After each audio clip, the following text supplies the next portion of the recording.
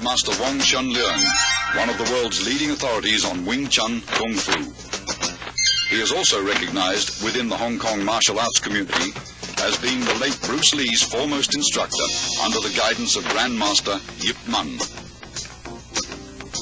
The sequence of simple hand patterns being performed here, although appearing rather gentle and harmless at first glance, are the seeds of an ingenious system of combat containing some of the deadliest close-range fighting techniques ever devised. Wing Chun, based on the principles of both physics and human anatomy, has been proven as one of the most practical forms of self-defense to date.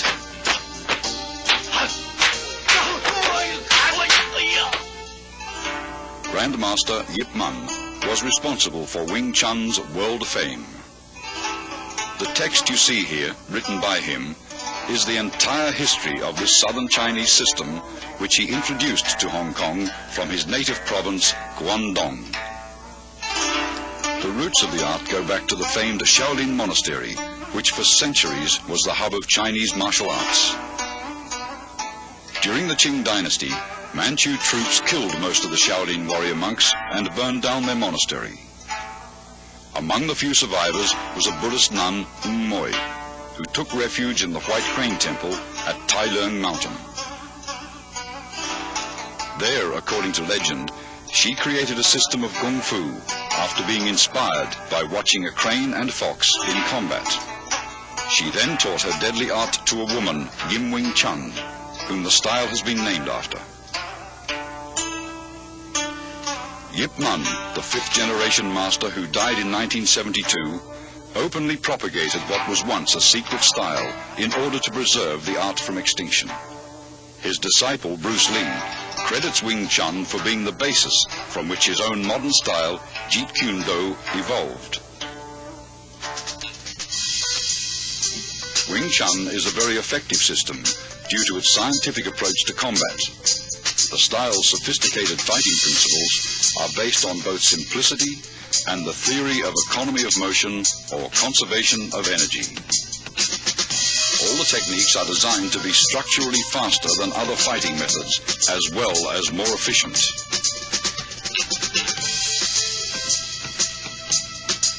An imaginary line running down the middle of the body, called the center line, is the basis of Wing Chun fighting theory. Its path is determined by crossing the wrists while extending the arms first down, then up. This movement is found in the beginning of all three Wing Chun forms. Many of the vulnerable points of the human body are located along the center line.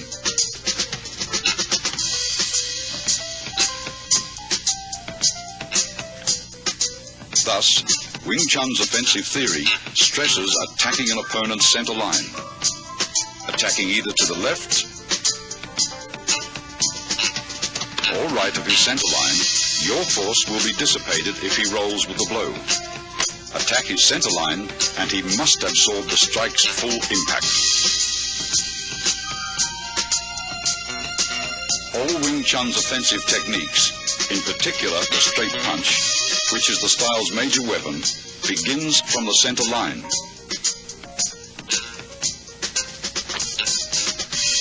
Notice your fists travel along the same path which is perpendicular to the center line.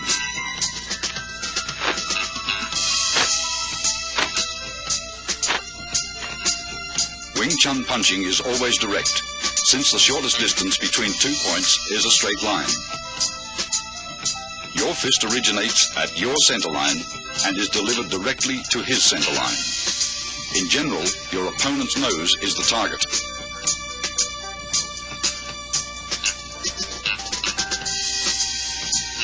Defensively, Wing Chun stresses the instinctive protection of one's center line to a tight on-guard arm position, where the elbow of your lead arm is always a fist distance from the center line. Never is the elbow out, since you are left exposed. Though your arm moves to block, your elbow remains a fixed axis.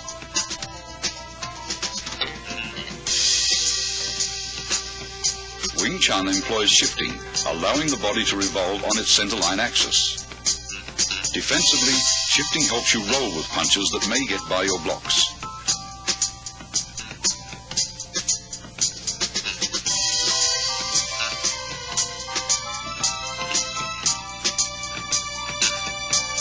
Offensively, shifting creates various angles for attacks that will subtly penetrate an opponent's defenses. Body shifting also increases the distance of your arm's reach.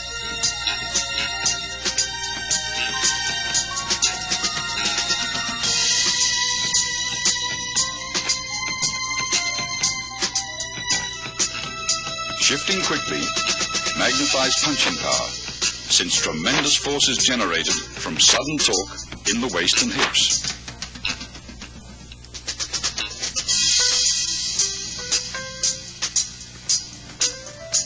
Wing Chun is structurally faster than many styles of fighting because it employs simultaneous offense and defense.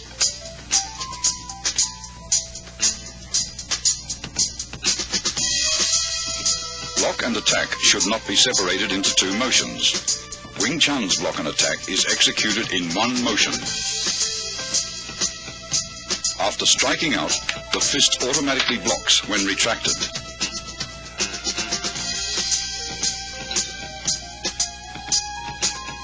A line extended from shoulder to shoulder and perpendicular to the center line forms the four gates.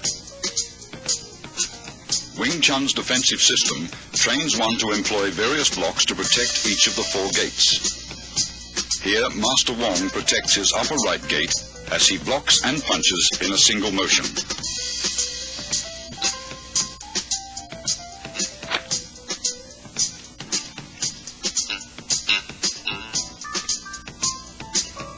Alternate simultaneous blocks and punches protect both your left and right upper gates.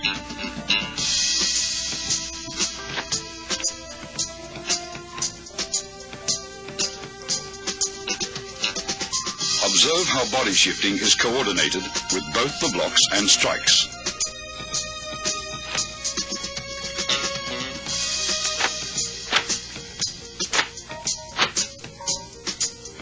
Master Wong demonstrates defense of the upper gates against an opponent's multiple punches.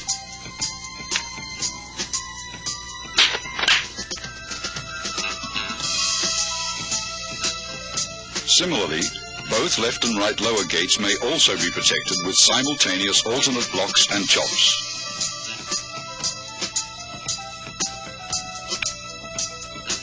Observe how the arms move in unison.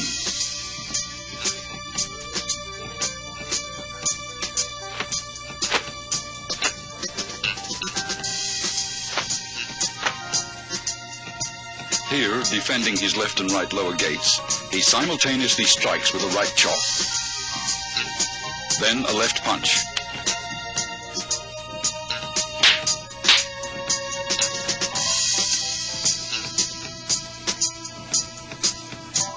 Whenever possible, grab, pin or immobilize the opponent's arm to gain control and prevent him from attacking.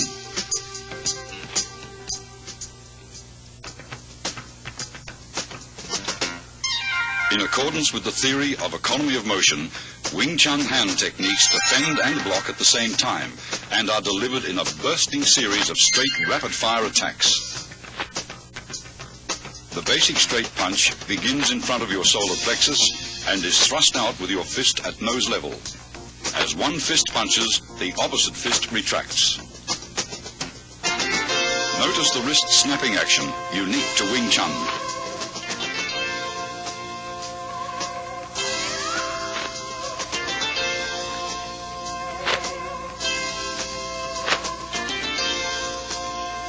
This unusual movement permits you to both deflect and punch with the same hand simultaneously.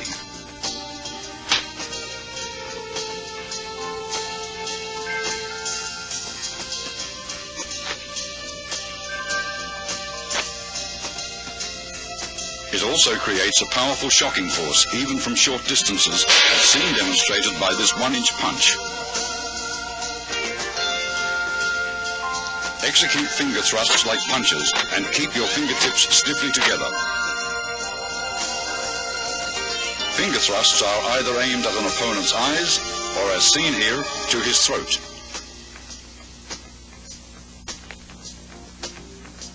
When employing palm thrusts, use the palm heel as a weapon. Palm thrusts directed under an opponent's nose are very effective.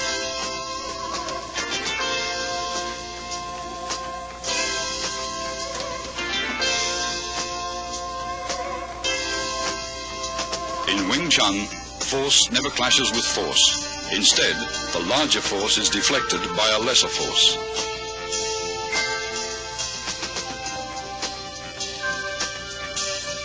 Tan Sao employs the thumb side of your forearm to block. At completion, your elbow returns to the fixed elbow position, 1 fist distance from your center line. Rotation of the forearm and the palm's abrupt upward twist generate power. Blocking power is enhanced by twisting your torso while shifting.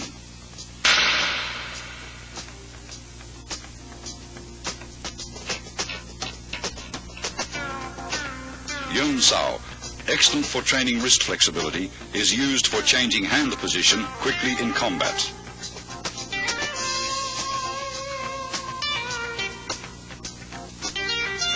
It is executed by a relaxed rotation of the hand around the wrist.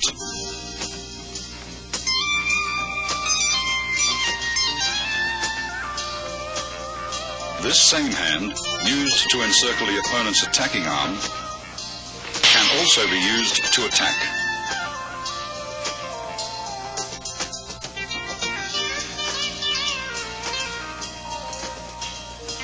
Wu Sao employs either your palm or edge of the hand to block. Upon completion, your hand is in a prayer-like position in front of your chest. Wu Sao is the rear guard hand position employed when an opponent's punch penetrates your forward defenses.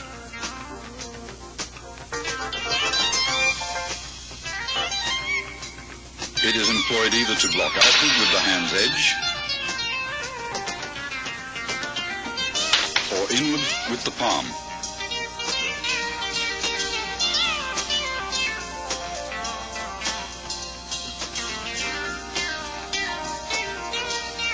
Bok Sao employs the inside of your wrist to block. At completion, your arm is in the fixed elbow position, 1 fist distance from your center line.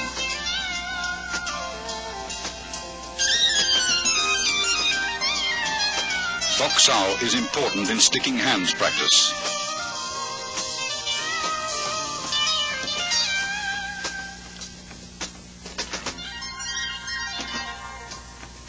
Bok Sao uses the palm heel for deflection.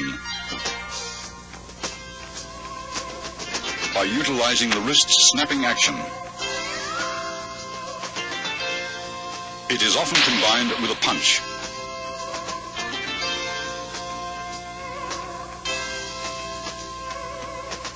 Jum Sao is an oblique downward chopping motion that employs the hand edge or forearm to block.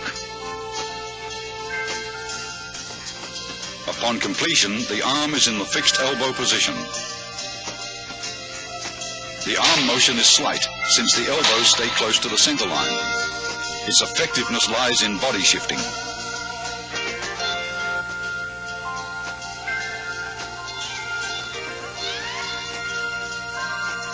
Gan Sao employs the forearm to block low-level and groin attacks by combining both the hinge action of your elbow and body shifting.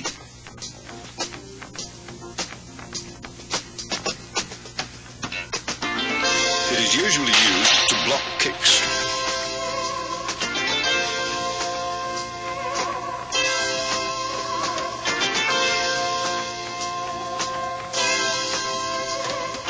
Wong Sao is unusual, since it deviates from the fixed elbow position. It is performed by a rolling motion of the forearm, which is the blocking surface. Coordination with torso rotation is important in Bong Sao.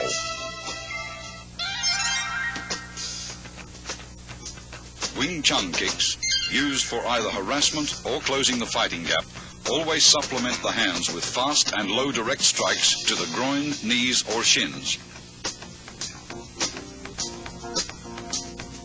The front heel kick is delivered straight from the ground with a slight snapping action in the knee. Kick direct, but never higher than the midsection. A cross stomp kick uses the sole of the foot to break the opponent's balance, allowing for follow-up hand strikes. The low side kick is for stomping down with the heel or sole of the foot.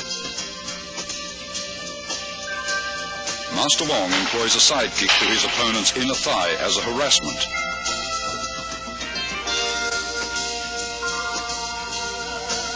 This is a cross stomp kick to side kick combination.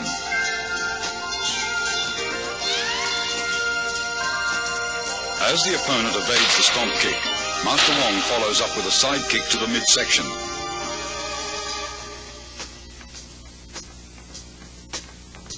This is a front kick and leg trip combination.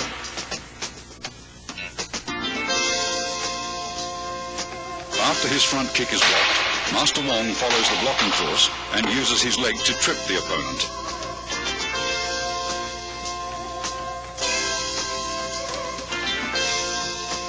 Wing Chun's basic stance is shoulder width or a bit wider.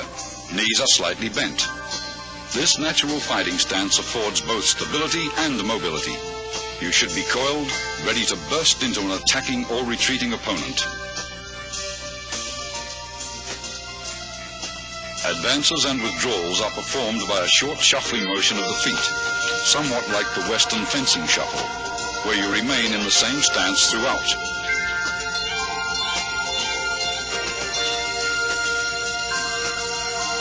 To advance, the front foot first steps forward about 6 inches, then the rear leg slides forward.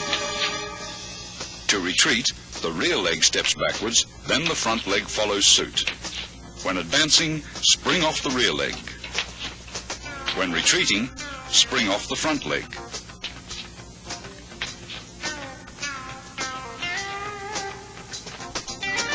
Circle stepping differs from the shuffle in that you actually alternate between left and right stances.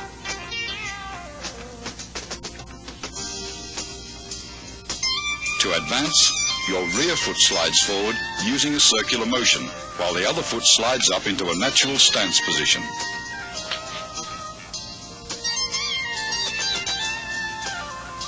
Circle stepping is used for cutting off or pressing an opponent who has great mobility.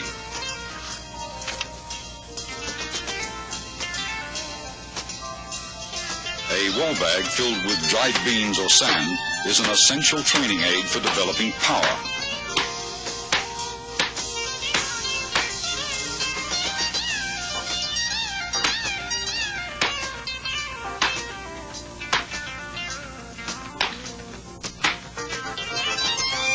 Striking with the fist or palms gives one a feeling of penetration and toughens the skin and bones. Train slowly and gradually.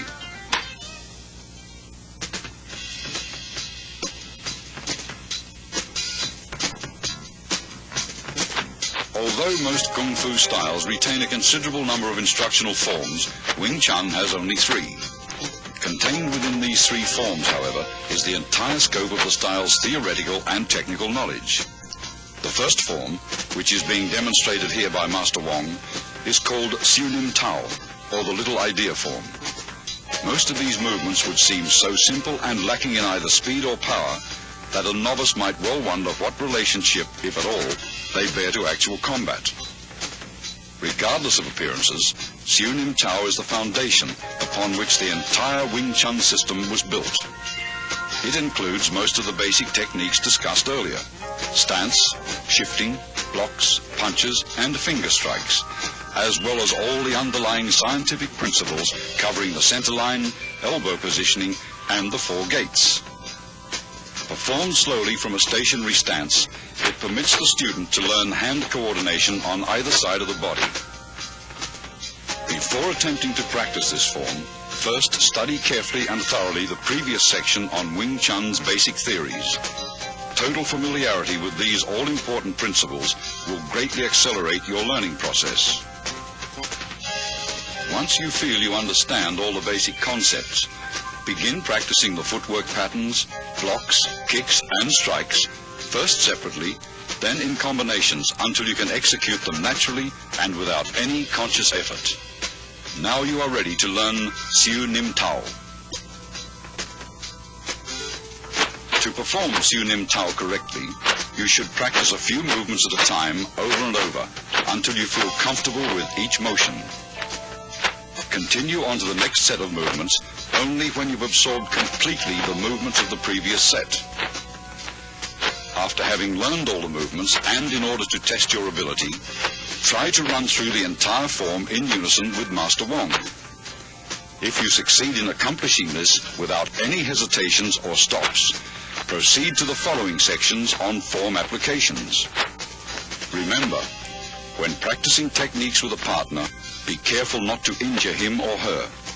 Always exercise control. Once you've mastered the basic theories, basic techniques, Siu Nim Tao and its applications, you're ready to advance to the next stage, or Chi Sao.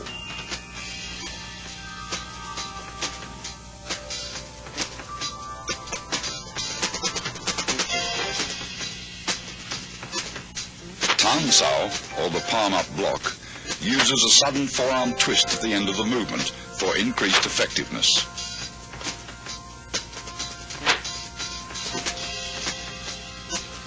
Tan Sao is combined with a simultaneous punch.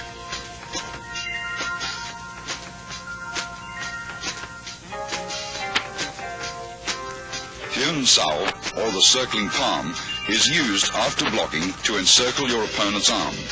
It utilizes one hand for both blocks and attacks. After encircling the opponent's arm, a palm thrust follows naturally. Pak Sao, or the palm slap, is effective for upper gate defense. It is best combined with a head slip or body dodge. The downward palm block is used against attacks to the lower gate.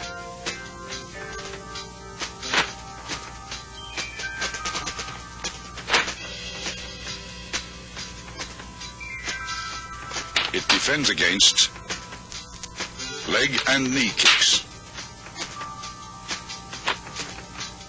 Here, a variation of the downward palm block is used to break out of an attempted elbow lock.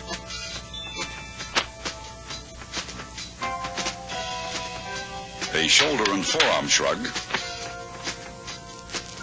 can repel an attacker.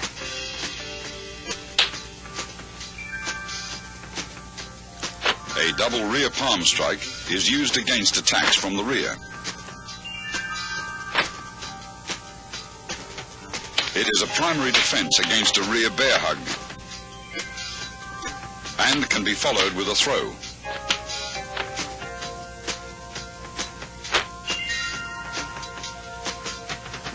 The double knife-edge chop can be adapted for practical application.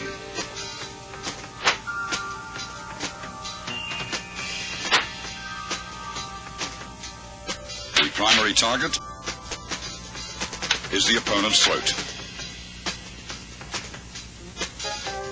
This is the palm jerk block.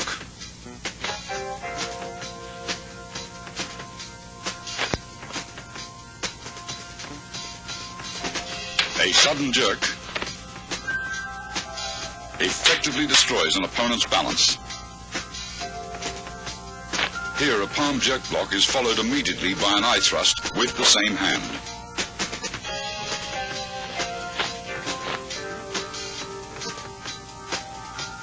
The palm jerk pulls the opponent into the strike. A high wrist block to low palm block demonstrates how both blocks and strikes can be done with the same arm. A punch may be immediately transformed into a block. vice versa, a block, may be transformed into a punch. Gan Sao, or the low block, is used for defense of the lower gates and can be combined with an attack.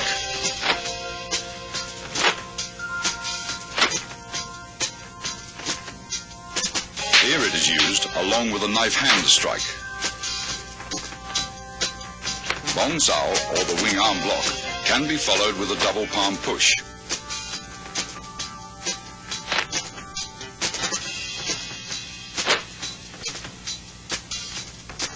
Master Wong blocks, then pushes his opponent.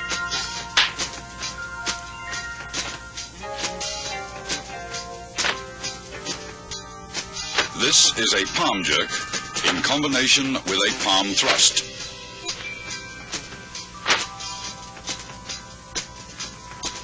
A palm thrust to the throat after a palm jerk breaks your opponent's grab.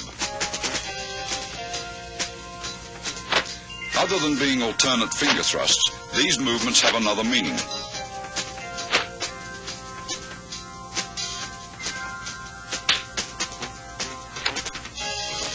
They can be utilized for breaking out of a grab. After the break, they may also be used to strike.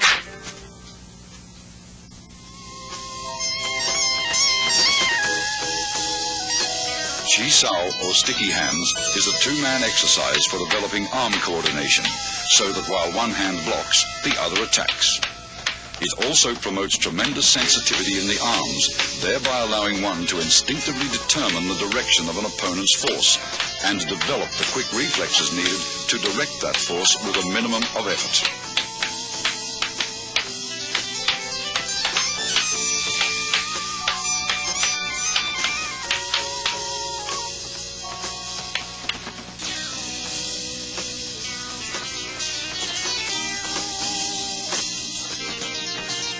Single arm Chi Sao prepares you for double Chi Sao. Since only one arm is used, you may concentrate on proper arm position and feeling the opponent's flow of force.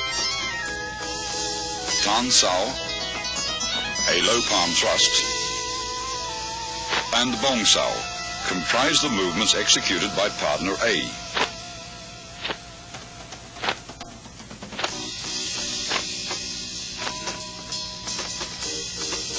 Jum Sao, a straight punch, and Fok Sao comprise the movements executed by partner B to match those of partner A.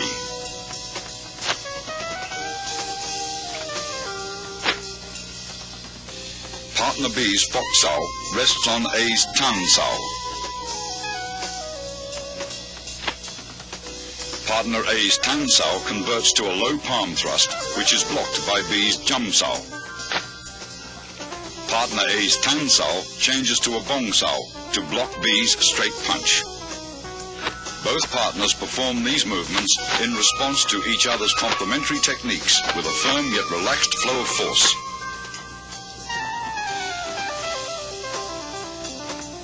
After achieving proficiency with single arm Chi Sao, begin double arm Chi Sao. The first stage is Pun Sao, or rolling hands. Both partners, A and B, perform the same arm movements. The right arm alternates between Tan Sao and Bong Sao.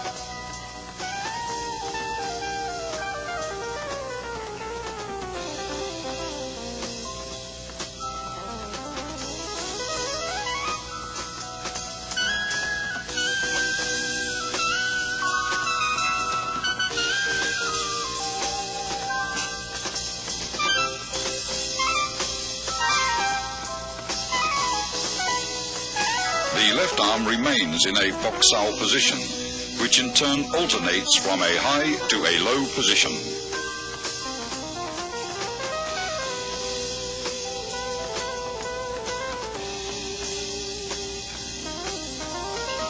Partner B's left high Fok Sao rests on A's right Bong Sao, while A's low Fok Sao rests on B's right Tan Sao. Both left arms in Bok Sao position rest on the other's right arm, which changes from Tan Sao to Bong Sao. Both partners roll their arms up and down in unison. Avoid stiffness and rigidity, and never try to use sheer muscle force to overpower your opponent. With practice, the feeling for rapid directional changes in the forces of an opponent's attack or defense will give you a sense for when to yield, resist, defend, or strike. Go Sao, or sticky hands fighting practice, the second stage of double Chi Sao, is a type of regulated sparring where you learn how to employ the techniques taught in the three forms against an opponent. The importance of the centerline theory and the significance of form and function will be realized. If you expose your centerline either by failing to maintain the fixed elbow position or if your blocks deviate too much, the opponent's attacks will penetrate. You will get hit. Go Sao hones your fighting techniques so you can react with a different combination of basic blocks and attacks in a free-flow exchange of techniques when the opponent's movements are unpredictable. This liberates you from formal fixed patterns of fighting. You learn to discard all the rules, to adapt and express techniques naturally and spontaneously in the here-now of Go Sao practices. Here are some examples. Disengaging is for releasing your arm from an opponent's blocking arm. The pressure from your block enables your opponent to disengage and punch. With proper sensitivity, as he disengages, your arm flows forward to punch him first. This continuous flow of energy through your arms is compared with water. Water seeks the path of least resistance. When practicing, be like water. Avoid the strong and attack the weak. A constant forward pressure towards your opponent's centerline is the secret to Go Sao.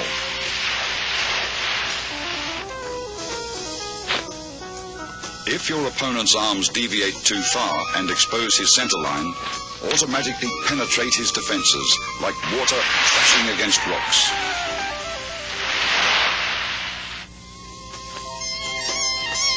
As Master Wong detects his opponent's right Tan Sao has deviated too far from the centerline, his left Fok Sao changes into a punch to the opponent's solar plexus. Detecting Master Wong's forward force, his opponent blocks and traps his arms.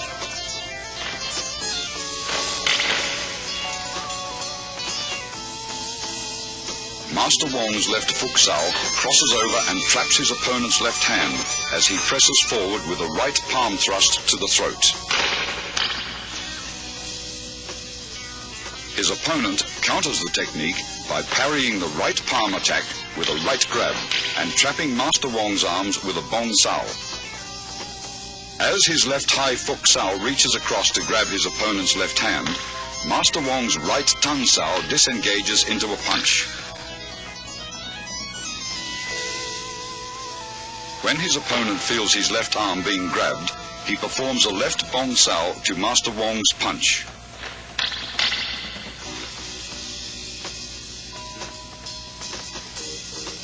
Master Wong's Pak Sao blocks his opponent's left arm, and he slips in with a low palm strike. The opponent employs body shifting by pivoting to the right and dissolves Wong's forward rush as soon as he feels Wong's body advancing.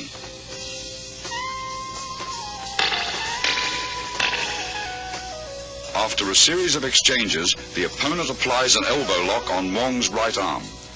Instead of resisting, Wong flows with the direction of force, crashing into his opponent with his shoulder. As the opponent senses Master Wong's body pressing forward, he releases his left arm and employs Bong Sao to dissolve the force. Wong's right Bong Sao grabs his opponent's right Tan Sao, pulling him forward, and locking the opponent's left hand, he executes a left punch. Feeling himself being pulled forward, the opponent employs body shifting to divert Master Wong's forward surge of force. Then, his right Pak Sao pins Wong's left arm.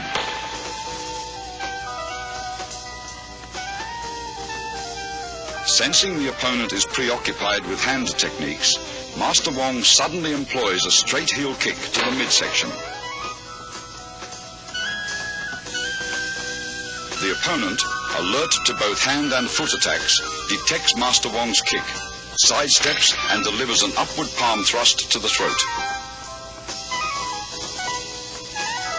After long practice, you will grasp the meaning of a verse on Chi Sao that states, "Receive what comes, follow what goes, attack when the hand disengages." The zenith of Chi Sao is attained when your sense of touch and reflexes are so keen that you can react effectively, even blindfolded.